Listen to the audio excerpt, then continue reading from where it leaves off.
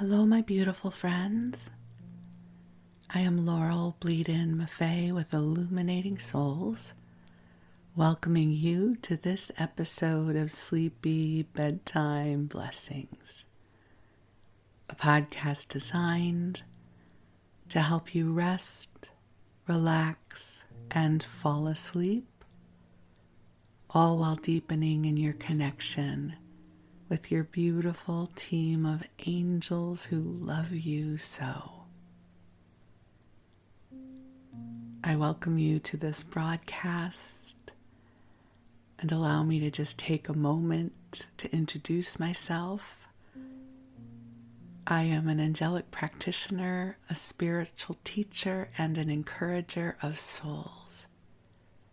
And I do this through one-on-one angel sessions, soul mentoring, and a variety of classes designed to inspire your spirit.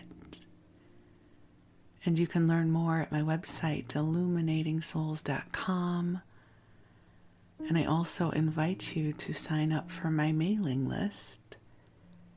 And this way, you will be kept in the loop of my classes and offerings.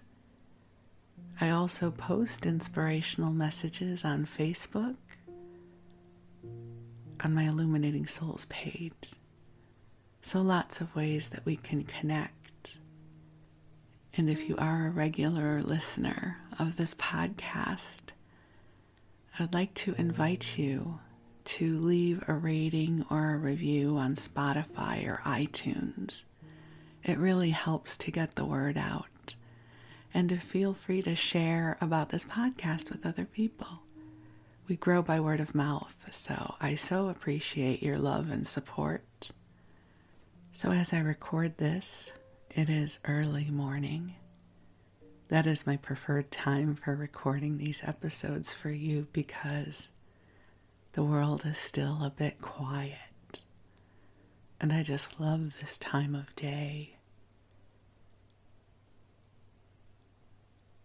It's interesting, I am finding that right now the energy to me feels heavy and transformative. And so I have been requiring more sleep than usual. And I'm really fortunate to have a life that allows me to rest when I'm tired. I don't do very well pushing myself anymore. And so this past weekend was really busy, but I needed to rest quite a bit as well. And so I just want to honor wherever you are in your need for replenishment and sleep and self-care. That you are precious in this world and you are worthy of good self-care, whatever that looks like. And I don't offer this to you from the place of what you should do. You know, I think sometimes when we think about self-care, it comes from this place of, I know I should be taking care of myself better. And it comes with sort of guilt and finger wagging, even if the finger wagging is only happening within our own consciousness. But the kind of self-care I refer to here is the kind that really nurtures you. You know, what are you really craving? What feels like it would just be so lovely to engage in for your own well-being? For me, my self-care involves lovely expanses of unplanned time. I'm one of these people. I don't like having a lot on my calendar socially. I don't mind if it's work related because I can manage my time in the work that I do, and the work that I do replenishes me. I am rarely tired from my angel work. It infuses me with a sense of joy and love and well-being. But if I have several days where I have obligations outside of the house, even if there are things I'm looking forward to, I have a tendency to get overwhelmed. Because I think I have learned to lean into the invitation of unstructured time, because that allows me to feel into the breeze and see what I need in that moment. And when I am scheduled into many different endeavors, I feel a little bit confined because that freedom isn't necessarily available to me in the same way. So I share that with you in case you resonate with that. I just find that, I don't know if it has to do with age or the energy or whatever it is, I love having wide open spaces. And you know what's so interesting about that is when I was younger, this would make me nervous to have this much open time. I needed to have plans. Do you remember the joy of making plans? Oh, we have plans for Saturday night. Oh, I have plans to go visit my friends. I have plans to meet up with a friend and go shopping. Like plans, having plans was the most wonderful thing because I knew I had friends and community and a destination. And now I love no plans. What are you doing this weekend? I have no plans.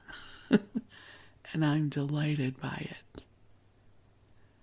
So self-care can look a lot of different ways. And I want you to honor the rhythm of life that you're in right now. You may find that you have been moving through a shift. Maybe you are someone who loved having plans, and now you don't want to have them. You might find that you're someone who now loves crawling into bed earlier than ever before. That is certainly my story. I'm in bed by 8 or 8:30 every night. The other night we were watching a movie and I didn't crawl into bed until after 9. And I felt like I was living a wild life. Whereas when I was younger, we wouldn't even start eating dinner till 8 or 9 when we were out together on the town. So each of us has our own innate rhythm these days. And I invite you to connect with your innate wisdom about your well-being. So some of my self-care strategies include getting the bed ready somewhere around 6:30 or 7 o'clock at night. I don't know why. It makes me so happy. And there isn't much to it, right? But for me, all I have to do is pull back the comforter and adjust my pillows. And I brush my teeth. And I change. And I'm ready for bed. And then I go watch TV or hang out with Wes a while longer. But that means that moment that I start to feel drifty, like I start to feel the fatigue coming on, I just get to go and walk into the bedroom and crawl under the covers. And it is ready for me. I love that moment of my day. I love my waking life. But I love the relationship that I have with sleep. And so I invite you to attune to the sleep style, the sleep rituals that work best for you. It's such an intimate, personal time of our day, isn't it? That each one of us has our own way of crawling into the bed, or wherever it is that you sleep, whether you like a lot of blankets or no blankets, whether you sleep on your side or on your stomach or on your back. We all have our own way. And so in this moment, the angels and I invite you into a lovely time of resting and replenishment. And I know that some of you listen during your waking hours. And so if you are awake and planning to stay awake, maybe you're going for a walk or you are going about your day, I'm happy to be with you too. So you can shift the conversation about sleep until later when you are ready to go to bed. But for now, the angels and I are here to help create a beautiful, sacred, loving space where you can receive waves of divine love and light to support you on your journey. So I invite you to take a nice deep breath in and just release whatever came before this moment. And allow yourself to receive the love of your angels.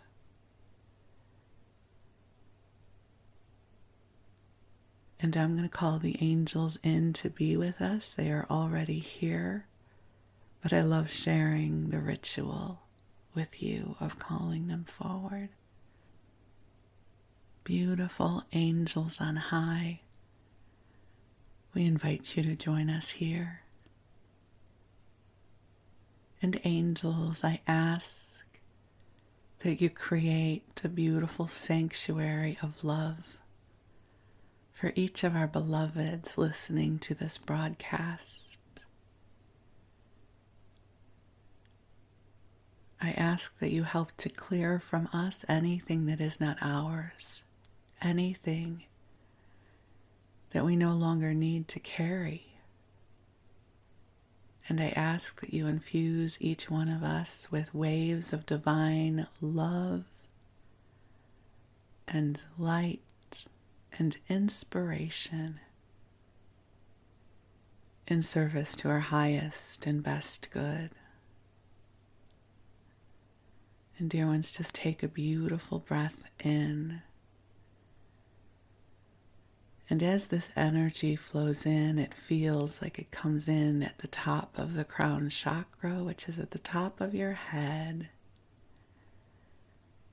and cascades all around you. It is helping to illuminate your light body. And as your light body is infused, so is your physical body infused with beautiful healing light. The angels bring this energy forward to help you remember who you are. You are a big, beautiful soul having a human experience. And you are a blessing in this world. And we invite you to breathe and allow yourself to be present with this beautiful, loving energy that is with you right now.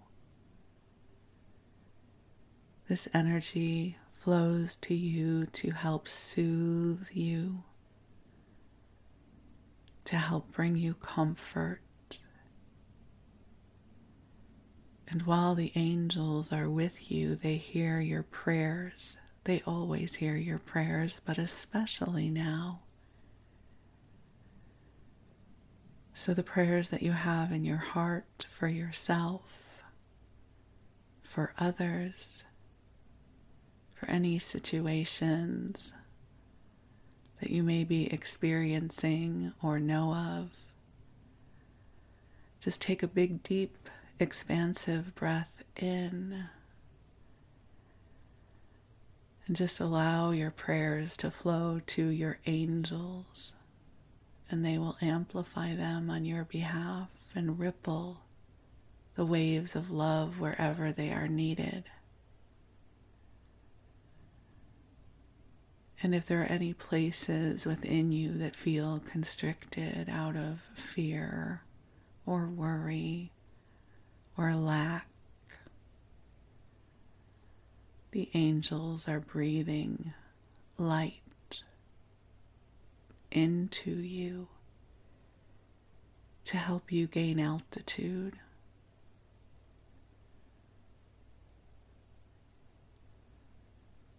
There's a beautiful adage that I love, and it says, wherever two or more are gathered in God's name, miracles happen. So in this moment, there are two or more gathered in God's name. There's you, and there's me. And there are the angels. And right now, this beautiful energy field is here for you. So allow your prayers, your intentions, your heart to open, and the angels are with you.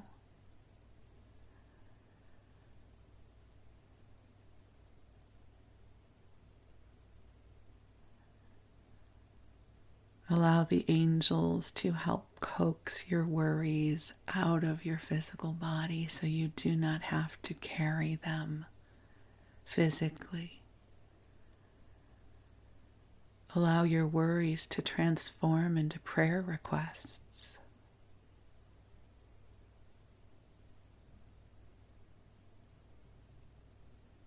And you know, when you connect with your angels, it can be very informal. Can be as simple as, hey angels, help. I need help. Hey angels, I could use your help here. I'm feeling a bit lost, and I'm not sure what to do. Help bring to me a divine knowingness on how to move forward with grace and ease and joy and love. So just take a big breath in.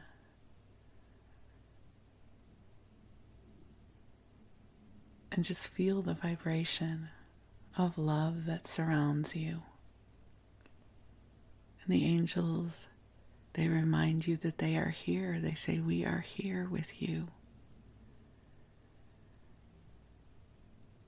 Allow yourself to receive the light we bring to you now.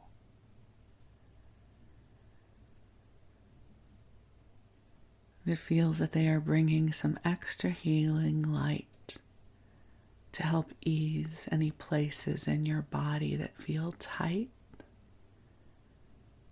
Feels like they're doing a lot of work around the back area. Your shoulder blades, your upper back, your lower back, your shoulders. Just releasing and letting go.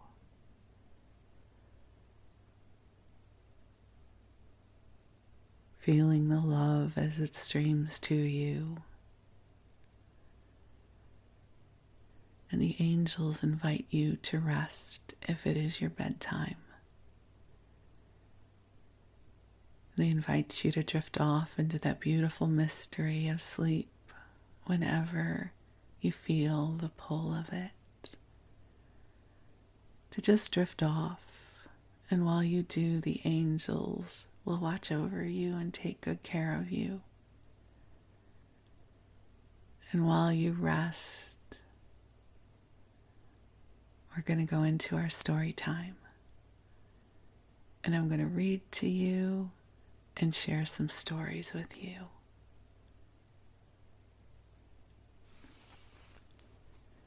So for this story time, we are going to be perusing a community cookbook from the Beth Israel Sisterhood in Florence, South Carolina, that was published in 1957. We haven't done one of these in a while. I have fallen in love with community cookbooks, and I have amassed quite a collection in service to sharing them with you. So let me share with you a little bit about community cookbooks and how I came to love them so. So, in 1930, 40, 50, 60, that part of the 1900s. It's so weird to call that the 1900s. Like when I think of the 1900s, I think of 1910. But, between about 1930 to 1980, and it's still happening now, they still make them, where there were communities of women. They would come together and share their recipes and create these community cookbooks that they would then sell to raise money for charity. So church groups would do this, temple sisterhoods would do this, PTAs. So where there were groups of women, they would come together and share their recipes. Now, remember, this is before the internet. Now we just go on social media and we see somebody making their grandmother's rigatoni, sharing their recipe, and it's there, right? It's easy to retrieve recipes. Back then, you might see a recipe in the newspaper.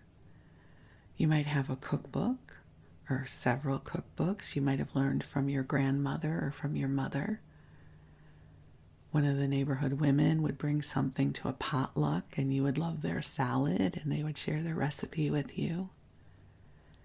And so community cookbooks were these wonderful treasures where you could learn different recipes. Now the thing is this is different than a cookbook, because in a traditional cookbook, the recipes are all tested. There might be continuity in what the theme of the cookbook is. The recipes are designed so they come out the exact same way every single time you make them. But a community cookbook really comes from the kitchen of women. And during these times, women were primarily the ones who prepared the food. They came of age, especially if we think of 1957, they came of age right after the influx of the industrial food revolution, where canned goods were now available. Some frozen foods were available.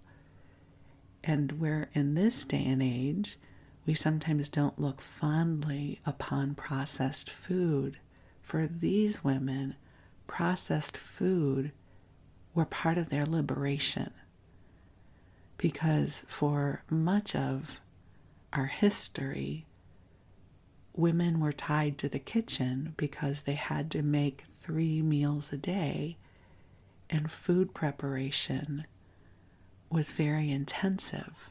Everything had to be made, or you had to go to the market and get what you needed.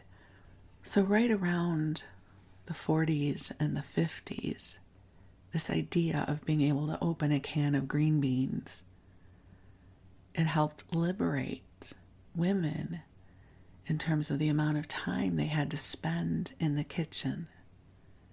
This also was a time of immigration. Many of these women, especially if we're talking about Judaism and Jewish communities, many of these women might be the first generation born in this country. So a lot of their recipes were very much influenced by their parents, their grandparents, and their great-grandparents who had either lived in the old country in Eastern Europe or had recently immigrated. So I find this to be a really fascinating time to look at how we're eating and how we're preparing food, because it really is the intersection of significant change. And in terms of how I found my love for community cookbooks, several years ago, there was a Twitter thread, and someone had tweeted, I forget the exact words, but it was something like, when you find out your grandmother's secret brisket recipe is a can of cola and French onion soup mix. And it started this amazing conversation where people were all laughing and joyfully joking about their discovery of this amazing food their grandmothers and their mothers made that were profoundly simple because they used packaged goods. And I shared with you before my famous chicken recipe, and I'm sorry to my vegan and vegetarian friends, but I do eat chicken. But my favorite chicken recipe is 1 can of whole cranberry sauce, ocean spray, of course, a half a bottle of Kraft Catalina dressing, and a package of Lipton's onion soup mix, dried. Don't rehydrate anything. And you mix that all up and you pour it over the chicken, and it's delicious. Like, this is the way I grew up cooking. It was like a little bit of this, like a half a bottle of this, and some onion soup mix. That was very reflective of the kinds of recipes I grew up with. And I don't know how it was for other people, but the palette of the Jewish cooking I grew up with, typically there were onions involved, no garlic. The spices were really simple. So it's interesting these days where there has been such an influx of international cuisine, and I go to the stores now and I am aware of how my palate has been introduced to so many flavor profiles I never knew about growing up. Some of them I can't handle, like all the spicy stuff now, right? Like the flaming hot Cheetos or the Takis or habanero this or jalapeno that. I can't handle. Like, I didn't grow up with it. My system can't handle that. But there is the joy of the inclusion of all of these amazing flavor profiles these days. But growing up, we didn't have that. Growing up, it was a very simple flavor profile. And you'll see that reflected in some of these recipes. So I really want to honor these generations of women, especially the women who put this cookbook together. They were making 3 meals a day for the most part. They were having to be inventive, right? They were probably clipping recipes out of magazines and newspapers. A can of this, a pinch of that. And so let me read to you the introduction. It says, "To you who own this book." That would be us. We own it together. Within these pages, you will find the favorite recipes of our sisterhood members and their friends, which we hope will add new interest to both your everyday meals and your party menus. To these women, our sincere thanks for their heartfelt response and support of this project. Our thanks to the public who, through their advertisements, have aided us in publishing this book. And then we have our cookbook committee.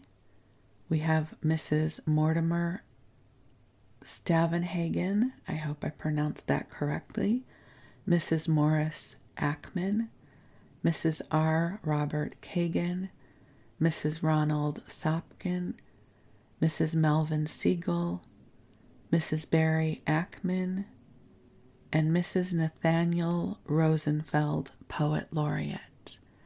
So again, this is a generation where women were known as their husbands' names. So I would be listed as Mrs. Wesley Maffei if I was a contributor to this book. There's a little poem that starts us off. It says, "We all know how to roast and stew, but there are other things to do. Ways to cook, not dull or prosaic. New ideas that are not archaic. Salads and cakes for you to create.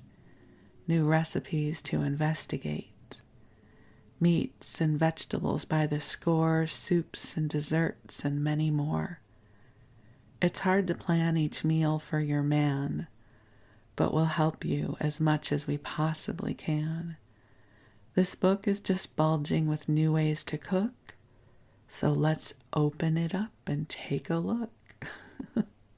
So the first piece I want to share with you is actually not a recipe. It's kitchen hints, and this is found towards the end of the book. This is on page 98, and the headline says, "Things I Never Knew." Grapes and berries should never be washed before storing them. They'll stay fresher longer if you leave them as is until ready to prepare or serve. You get more juice out of oranges kept at room temperature than in the refrigerator. Lemons will last much longer if they're parked in a screw-topped jar in your refrigerator. Baked apples will hold their shape if you bake them in large muffin tins. The skin of a peach can be easily removed by placing the peach in a tablespoon and lowering it into fast boiling water for a few seconds. Skin will then easily peel off without the fresh taste of the peach being affected. Add water to a pan holding custard cups after it is placed in the oven. This prevents spilling water, which should be added to the level of the custard. If baked apples are filled with jelly for the last 5 minutes of cooking, the children will eat every bite. To bake apples so they don't crack, peel a 1-inch band along the apple's equator. That's the secret. Stuff centers with brown sugar and raisins. Add a little water to pan. Bake in a moderately hot oven at 750 degrees Fahrenheit for 45 minutes. Baste apples frequently or cover the pan. So those are all the helpful hints, and it's interesting how many of them are devoted to baked apples. So it sounds like there were a lot of baked apples being consumed back then in South Carolina. And just so you know, I'm going to skip over meat dishes because I know we have vegetarians listening and I really want to honor that. So I will just be sharing vegetarian dishes here. So this one feels familiar. I think my mom made a version of this. This is spaghetti tomato cheese casserole. So 1 package of thin spaghetti, 1 can of tomatoes, 1 can of tomato sauce, and about half a pound of sharp cheddar cheese grated. So you cook spaghetti as per directions on the package. Then butter a 2-quart casserole and put in half the spaghetti. Mix the tomatoes and tomato sauce together and season with salt, pepper, and 1 teaspoon of sugar. Pour half of this over the spaghetti and then sprinkle half the cheese. Repeat this until you have used all the ingredients. Sprinkle mozzarella or cracker crumbs on top and dot with small lumps of butter. Bake in a moderate oven until brown and bubbly, about 30 minutes. And this is from Marion Stavenhagen. Now, to all of you who grew up with really good Italian cuisine, this is going to sound terrible to you.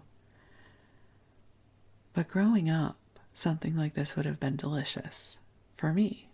So my mom made a version of this. She would boil the noodles. And gosh, I don't even know that spaghetti sauce, jarred spaghetti sauce, was a big thing back then like it is now. It might have been, I don't recall. But there was some sort of tomato sauce thing that would then go over the spaghetti. And we wouldn't use sharp cheddar cheese. We would use American cheese, the kind that comes in the cellophane. Like each slice is in cellophane, and you have to take off the plastic. And then it's cheese that kind of melts well, but not great. And there would be American cheese on top of our spaghetti in a bowl that my mom would then bake in the oven. And we loved that. And the best parts were the noodles that were kind of on the top. They were a little crunchy and a little burned. And we would all take turns scraping down the sides to get some of the crunchy bits. The crunchy bits are always the best part of any casserole, in my opinion. So there we go. Your first recipe of the episode. All right, and here is a recipe for potato kugel. Now, I am going to go back on the thing that I said. I wasn't going to have anything involved with meat, but this is going to involve some chicken fat. So there's a reason I'm going to share this with you, though, because it's going to be part of our conversation about the way we prepared food back then. So 8 large potatoes, 2 small onions, 1 teaspoon of salt, 1/4 teaspoon of pepper, a teaspoon of paprika, 2 eggs well beaten, 1/2 cup of melted chicken fat, 5 tablespoons of flour or matzo meal, and 1/2 teaspoon of baking powder. So you grate potatoes on a hand grater. You also grate the onions, add seasoning, eggs well beaten, matzo meal, and baking powder. Stir in melted chicken fat last. Pour in shallow pan well greased and bake 2 hours in 350-degree oven until well browned. And this is Sylvia T. Stein. So, regarding the chicken fat, so think about how these women grew up, what their access to food was, and what their grandmother's access to food was. So back in Eastern Europe, for the most part, Jews were very poor, and they were limited in terms of the access that they had to fresh fruit and vegetables and things like butter. Butter was a luxury back then. So they would save up their chicken fat, which was called schmaltz. Just like I'm sure many grandmothers and great-grandmothers of other parts of the country saved their bacon fat, right? It's what you did because you were using everything you had. And here's why I wanted to share that with you. So I am heavily imprinted with food. I've shared this with you before. I still, somewhere in my mind, in my brain, I have the taste profile of my grandmother's hamburgers. So my grandmother died when I was 8 years old. This is how old this memory is. And I would laugh about this sometimes with my cousin, who's a little bit older than me. And he said, it's because she cooked them in schmaltz, which is chicken fat. And I was like, oh, because my grandmother made the best hamburgers. But she grilled the onions in chicken fat and then the burger in chicken fat. And then all of that went on to a toasted Heinemann's onion roll. And it's a flavor profile that is very unique, but also part of the Jewish culture. Not so much anymore, We've modernized with the best of them. I would never think of adding that into a dish I was preparing, but this was part of the flavor profile back then. We do have a recipe here for apple fritters. So there's 1 cup of all-purpose flour, 1.5 teaspoons of baking powder, 1/4 teaspoon of salt, 1 egg, 2/3 cup of milk, 4 apples, and butter for frying. So there is butter being used, which is good news for the housewives of 1957. Sift all together. Beat egg with a fork and then add the milk. Use about 4 apples. peeled and sliced in rounds. Sprinkle when done with cinnamon sugar.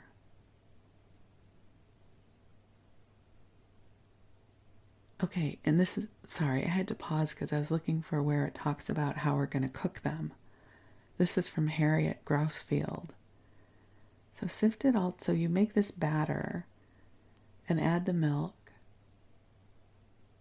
So it's interesting how much is missing from this recipe. One of the other things I love about these cookbooks or these recipe books is that they assume you already know how to cook. So they're assuming that I know that the apples are going into the batter. She assumes that I know that I'm going to be frying them and how long I'm going to be frying them. And I love the inferred assumption of competency, that I would know what to do with this recipe. All right, and then we have another section of things I never knew. You know what I guess? I guess I didn't realize this when I was flipping through the book. Every section has things I never knew, so perhaps that's why the baked apple tidbits were so numerous in that last section I read to you, because that must have been a dessert section that involved a lot of baked apple recipes. We'll find out soon. But here is the things I never knew for this section. Sliced cheese, Swiss, cheddar, American, etc., will not become brittle if it's wrapped in a vinegar-sprinkled damp cloth before you put it in the refrigerator. To ascertain the freshness of an egg without breaking it, put in a pan of water. If fresh, it will sink immediately. Those that don't are doubtful. You can use up bits of dry cheese by grating and sprinkling over frying eggs. Cover the skillet so that the cheese will melt and make a golden coating. For variety, just before serving noodles and cheese, garnish with poppy or caraway seeds. Okay, no one in my house would have appreciated that for sure. Okay, we are in the vegetables section of this recipe book. There is a little poem that starts us off. Be different, be original, try to be quaint, and you'll get more praises than any saint. Here are ways to make vegetables novel and new, and tasty and healthy and easy to do. All right, here's a recipe for lemon carrots. Something you should know about me, I am not crazy about lemon flavored things. So when it's lemon, fill in the blank, like I love a good lemon poppy seed muffin, which I don't eat anymore because I don't eat sugar. But other than that, I'm not crazy about lemon. But maybe you are, so let me share this recipe with you. Wash, scrape, and cut carrots. Cook until tender. Drain. For 1 pint of carrots, I guess it would be, because it's PT, right? That's pint. For 1 pint of carrots, add 1 teaspoon minced parsley, 1 teaspoon of sugar, 1.5 teaspoons paprika, 4 teaspoons butter, and juice of half a lemon. Simmer for 10 minutes, shaking pan so all carrots are coated. I would never want that, but maybe you love lemon stuff. Creamed spinach. Again, this is an homage to the housewife of the 1950s who is finding her freedom in packaged foods. So we honor her because this is the recipe. 2 cans, undiluted cream of chicken of mushroom soup to 2 packages of cooked frozen chopped spinach drained. That's from Harriet Brenner. And then you have creamed spinach. I don't know about you, but so many of the dishes I grew up with started with a can of Campbell's condensed cream of mushroom soup.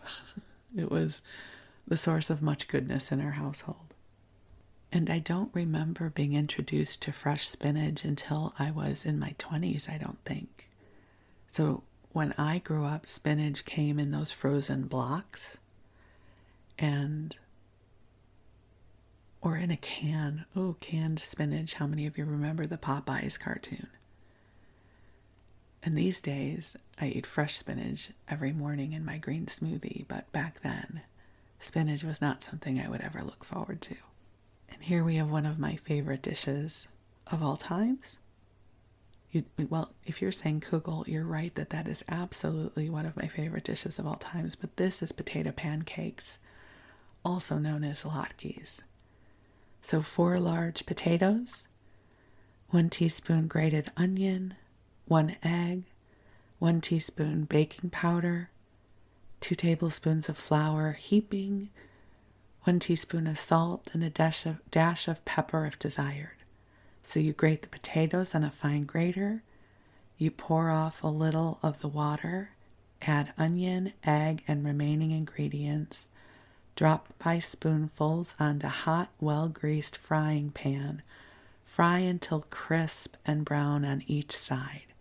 That is essential. Latkes must be crispy on the edges. Serve with sour cream, jam, applesauce, or cinnamon and sugar.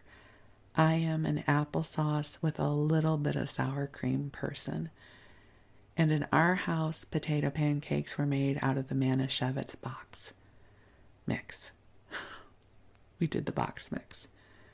God bless my mom. I don't know that she had the time or patience to grate the potatoes and the onions for as busy as she was. So I grew up with a boxed mix, which is delicious as well.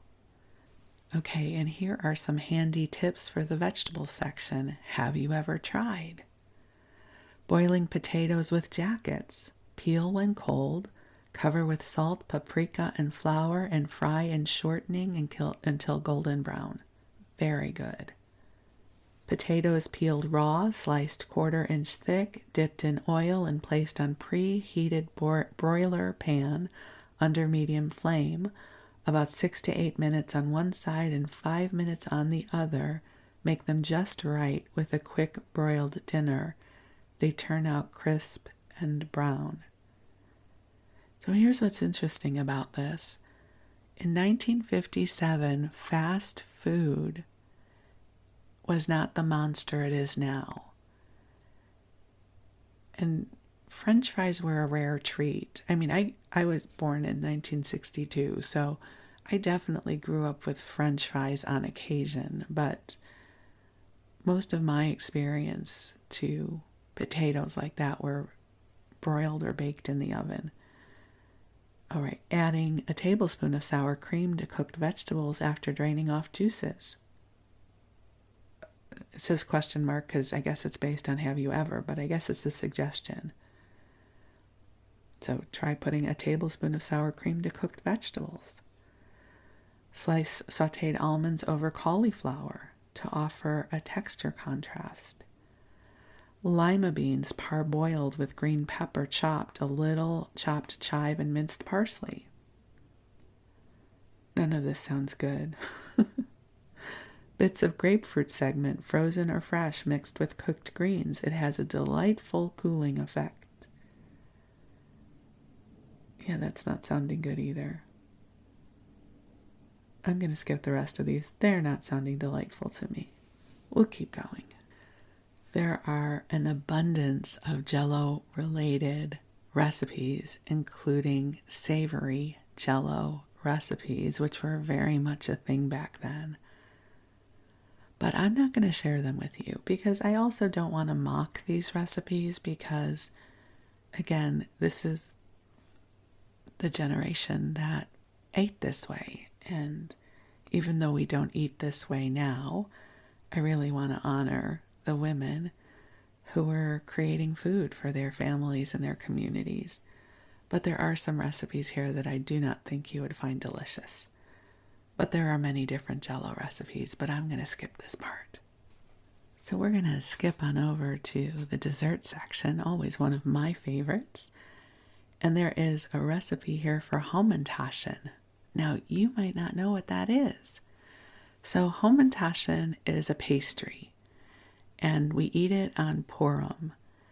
So Purim is a story of as usual, the Jews being persecuted. There's a villain and there's a hero. The villain of the story is Haman. Whenever they tell the story of Purim in temple and the rabbi mentions Haman, everybody boos. It's very fun. It's sort of very interactive, and it's a fun holiday. And you dress up, and so Haman's the bad guy, and he wore a triangle hat. So now, forevermore, Jews eat hamentashen, which are triangle-shaped pastries. So we eat Haman's hat, basically. So here's how you make them. 1 cake of yeast, half a teaspoon of sugar, 1 cup of flour, half a cup of warm water, 2 eggs, 2 tablespoons of salt, 2 tablespoons of melted Crisco, 3/4 cup of warm milk, 1/3 cup of sugar, 3.5 to 4 cups of flour. So it's a Danish. Think of it like a Danish. So you're going to make the dough and then you have a filling. So this is the dough part of the hamentashen. Dissolve the yeast and sugar in the warm water and beat in the flour. Allow to rise for half an hour in a warm place. Beat in the eggs, salt, melted Crisco, warm milk, sugar, and 3.5 cups of flour. Knead and let rise for 1.5 to 2 hours in a warm place. Knead, adding a little more flour if necessary.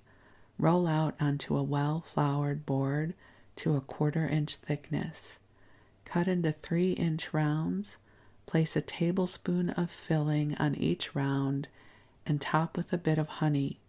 Pinch the sides together to form a triangle by bringing edges to top, and allow to rise for at least 1 hour until very light. Brush with beaten egg and bake in a hot oven of 400 degrees for 20 minutes. Now we get to the filling. So 2 of the traditional fillings for hamentashen, one is prunes and the other is poppy seeds, which I'll give you the recipe for both of those. And I will share that as a child, I didn't like either one of those. And there also were apricot, so I preferred the apricot hamentashen. So recipe A is for the prunes. So it's 1 pound of prunes washed and pitted and ground fine, and half a cup of chopped nuts. And then for the poppy seeds, you take half a pound of poppy seeds, 4 tablespoons of honey, the rind of an orange, and 1 tablespoon of lemon juice. So you put it in a cheesecloth bag, wash until no sand appears in the water. I don't know what they're talking about. Then run through the finest grinder, combining the ground seeds and the liquid squeezed out from the seeds. Heat the ground seeds with half a cup of honey and a little sugar. Add nuts and raisins if desired.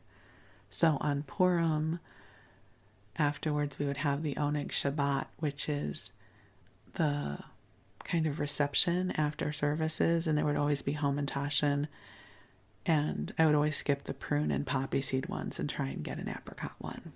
Very delicious.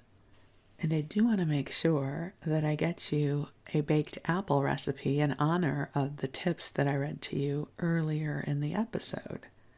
So these are party baked apples. So not just regular baked apples, party baked apples. There was a lot of entertaining back then, right? It wasn't as common to, let's all meet at this and this restaurant on Saturday night, right? You were invited into somebody's home for dinner was more likely the case rather than going out to eat. At least when I was growing up, eating in a restaurant was kind of a big deal. It wasn't as common as it is today. So we start off with 1 cup of maple or Caro syrup, half a cup of water, a 1/4 teaspoon of cinnamon, 1 teaspoon of grated lemon rind, 1 tablespoon of butter, 2 tablespoons of sugar, 4 baking apples, 1 egg white, 2 tablespoons of sugar, and 4 maraschino cherries chopped. So as a child, anything that involved maraschino cherries, count me in. Yes, please. Yes, please. Maraschino cherries always signified that something sugary and delicious was about to happen. So combine the first 6 ingredients, bring to a boil, remove from fire, core apples and pare upper third, place in a shallowed baking dish, pour syrup mixture over apples, bake at 350 degrees Fahrenheit for 1 hour or until tender, basting frequently. Remove from oven, beat egg white until foamy, add 2 tablespoons of sugar gradually and make a meringue. Put on top of the apples and insert cherries in the center. Return to oven and bake for 15 minutes. And this recipe is from Doris Sopkin. And just for the purpose of contrast, may I remind you what the Weight Watchers version of a baked apple would have been back in the 60s, because I had many of them in my day. So you core the apple, and typically it was a tart apple like a hamentashen or a Jonathan. And then you would pour in a diet black cherry soda into the core of the apple, and perhaps some sweet and low. And then you would bake it. So no Caro syrup, no sugar, no butter, no nothing, just some diet black cherry soda. And then we would pretend it was amazingly delicious. So Mrs. Sopkin's version of a baked apple sounds way better, and it comes with a maraschino cherry. So much better than the Weight Watchers diet baked apples I grew up on. And just as an homage to my love of all things maraschino cherry, there is a recipe in here for maraschino cherry cookies. Did you happen to grow up with those yummy butter cookies and in the center would be a maraschino cherry? In the Chicago area, we grew up with a packaged goods bakery company called Maurice Linnell, and one of their cookies was the Spritz butter cookie with a candied maraschino cherry in the middle of it. I grew up on those. They were delicious. So perhaps this is a different version of that. So we start off with a half a pound of butter, a half a cup of brown sugar, 2 eggs separated, 2 cups of sifted flour, 1 pound of walnuts ground fine, and maraschino cherries. So you cream the butter with the sugar, add egg yolks, cream again, fold in flour to make compact dough, roll into small bowls, dip into beaten egg white, then into ground nuts. Bake on greased tin for 5 minutes, remove from oven. Put a little hole in each to hold a small piece of maraschino cherry. Bake again for 15 to 20 minutes. I promise you those were delicious, and I would have loved those as a kid. And so, my beautiful friends, I will leave you with dreams of maraschino cherries. The delightfulness of childhood. And I'm so grateful I get to share these memories with you and pay homage to the women who came before us and figured out how to make 3 meals a day plus desserts for their families. So to the women of Beth Israel Sisterhood in Florence, South Carolina in 1957, I honor you for the love and the inventiveness you brought to the meals that you made for your families and for your community. So, my beautiful friends, I wish you a sweet dreams with a cherry on top. And I look forward to connecting with you again soon. I love you very much. Thank you.